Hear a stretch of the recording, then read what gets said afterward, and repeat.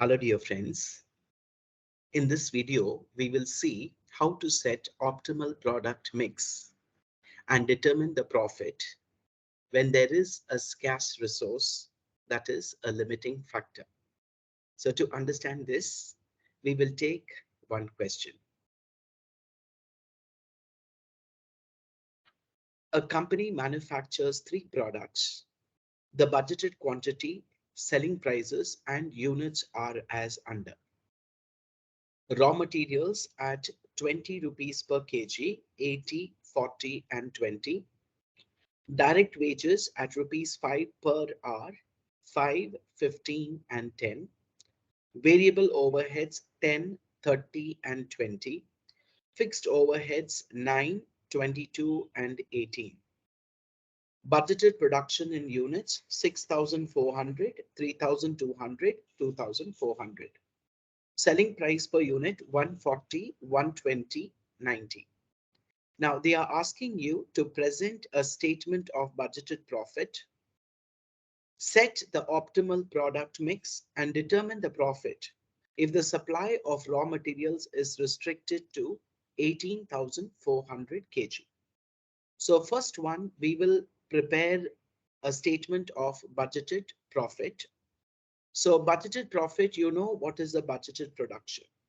So there are three products the company is manufacturing. Product A, B, and C. Budgeted production in units 6,400, 3,200, and 2,400. Selling price per unit is given to you. And if you want to know what is the variable cost is 80 plus 5 plus 10. That is raw materials cost, direct labor cost, direct wages, and variable overheads. So if you add all these three, you will get what is the variable cost per unit. In this case, the variable cost per unit is 95. In this case, variable cost per unit is 85. And here it is 50. Okay, and you know in marginal costing, selling price minus variable cost will give you contribution per unit. So how to prepare the statement of budgeted profit, we will see now. So we will write this format, statement of budgeted profits. We know how many the company manufactures three products, A, B, and C. And the selling price per unit is given in the question.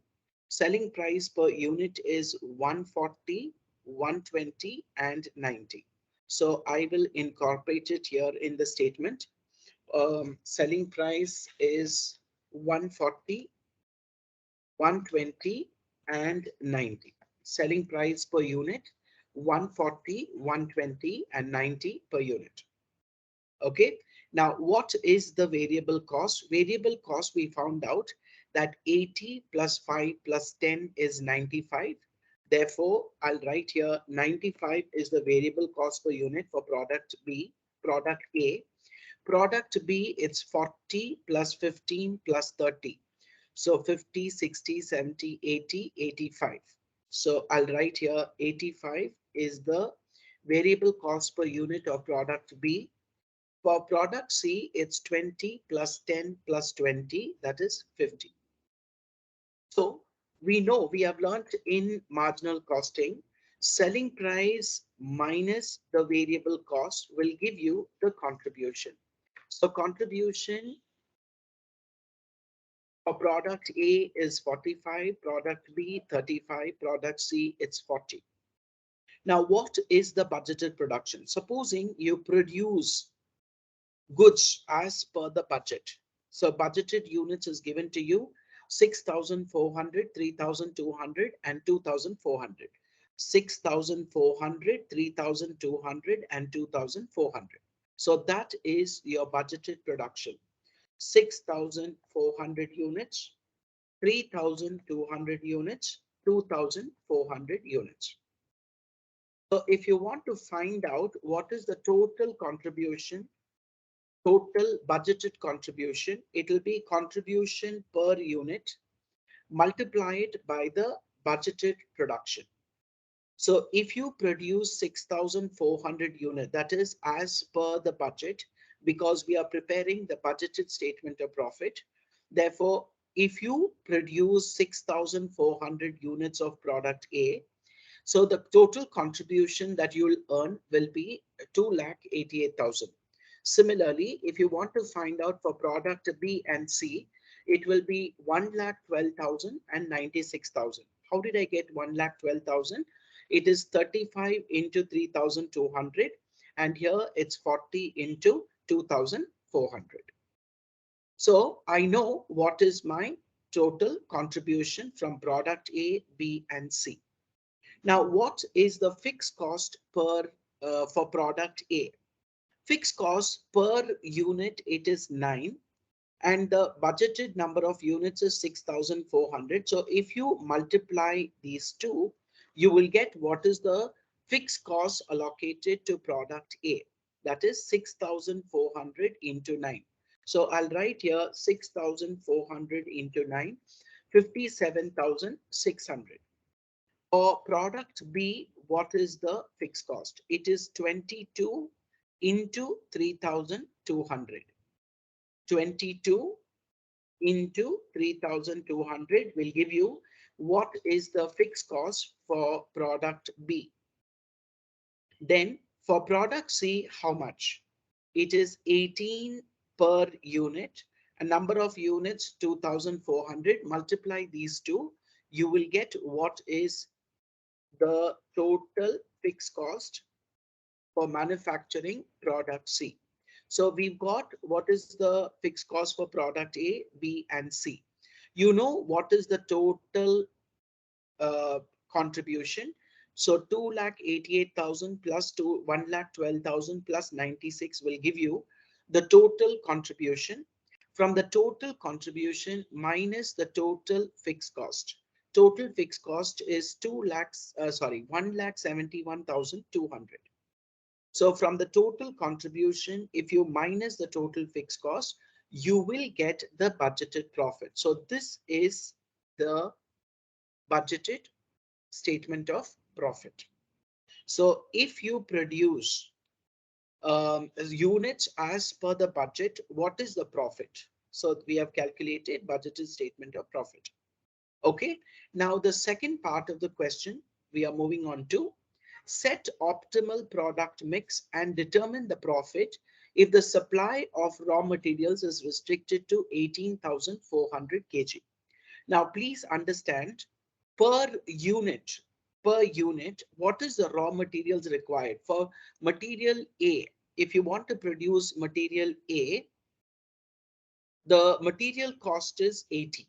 Material cost is 80, and per kg it's 20 rupees. 20 rupees per kg. So how many kg of raw materials required to make product A? It is 4 into 20 only will give you 80. That means to make product A, what is the how many kg of raw materials you need? You need 4 kg of raw material.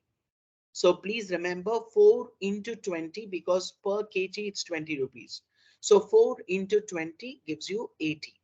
To make product A, you need 4 kg of raw material per unit. 1 unit of A requires 4 kg of raw materials. Similarly, 40 you are getting here. So 20 rupees is per kg. That means you require 2 kg of raw materials. So 2 into 420 only will give you 40 rupees. That means to make product B, you need 2 kg of raw material. So 2 kg means 1 kg, it's 20 rupees. 2 kg, it will be 40 rupees. Similarly, here you require 1 kg of raw material. So 1 into 20 only will give you 20 rupees. Therefore, to make product C, you require 1 kg. Okay, now if you want to check, see, if you want to produce, say, 6,400 units, 6,400 into 4 is 25,600 kg. So if you want to produce 6,400 kg, 6,400 units of product A, you require 25,600 kg of raw material. If you want to produce 3,200 units of product B, you require 3,200 into 2 kg. So that means 6,400 kg. You require 6,400 kg of raw material to make 3,200 units of product B. Now, if you want to make 2,400 units of C, then you require 2,400 kg. So if you want to meet the budget, whatever the budget that is specified here, if you want, the total raw materials required is 25,600 plus 6,400 plus 2,400, which is 34,400 kg of raw materials required for making product A 6,400 units, product B 3,200 units, and C 2,400 units. But the raw materials available now in the market is only 18,400 kg. That means there is scarcity. There is a limiting factor. The limiting factor is the raw material. Since you don't have 34,400 kg of raw material, since raw material is not available in the market, the required raw materials, that is 34,400 kg of raw materials is not available in the market. Therefore, this sum we say there is a key factor or the limiting factor. So what we have to do is this 18,400 kg, we have to allocate, we have to decide which product we have to produce first, which product we have to produce second, and which we have to produce third. So the two, so as to maximize the profit. Okay, so now how do we do that? That is what we are going to see. They are saying set the optimal product mix. So how do we set the optimal product mix? We will see now. Now, contribution per unit, we have already calculated. It is 45, 35, and 40. 35, 40, 45, 35, and 40, the contributions from product A, B, and C. Now, to make 1 unit of product A, you require 4 kg of raw materials. If you want to make 1 unit of A, you need 4 kg of raw materials. B, if you want to make, you need 2 kg of raw materials, and C, if you want to make, you need 1 kg of raw materials. So very important thing, whenever there is a key factor or the limiting factor, you have to find out what is the contribution per key factor. Contribution per key factor. So if I use 4 kg of raw materials, I will get a contribution of 45. That means for every kg, every 1 kg of raw material, what is the contribution that I earn? I will be earning 11.25 rupees. So what did I do? I have taken the contribution. So contribution per kg. So contribution divided by kg of raw materials, or in other words, the key factor. So I am calculating contribution per key factor. So in this case, key factor is the raw materials. So your teacher can give you the key factor could be labor hours. In that case, we will take the labor hours to produce the product, and we will find out what is contribution per labor hour. If labor hour is the key factor, we will use that. Okay, so contribution divided by raw materials per kg will give you contribution per kg. So in other words, contribution per key factor.